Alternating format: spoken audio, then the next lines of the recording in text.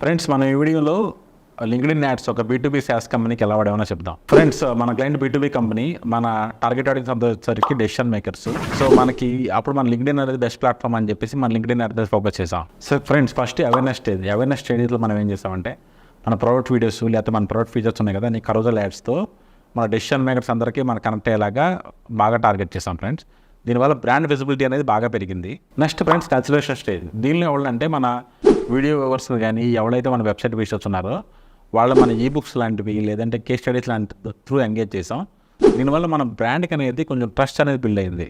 Decision stage అంటే దీనిలో మన ఫ్రీ డెమో ఫార్మ్స్ లాంటివి పెట్టేసి, లీడ్ జనరేషన్ ఫార్మ్స్ పెట్టేసి సిపిఎల్ ఎవరు తగ్గిందంటే ఫ్రెండ్స్ మనం బ్రాండ్ అవేర్నెస్ క్రియేట్ చేస్తాం, కన్సిడరేషన్ క్రియేట్ చేస్తాం కాబట్టి కాస్ట్ పర్ లీడ్ అని తగ్గిపోయింది. ఫ్రెండ్స్ ఫైనల్ రిజల్ట్ ఏంటంటే లీడ్ క్వాలిటీ పెరిగింది. లీడ్ క్వాలిటీ ఎలా పెరిగిందంటే ఫ్రెండ్స్ మనకి కన్వర్షన్ అండ్ రేట్ అనేది ప్రీవియస్తో కంపేర్ చేస్తే 32% పెరిగింది అండ్ కాస్ట్ పర్ లీడ్ అనేది 22% తగ్గింది.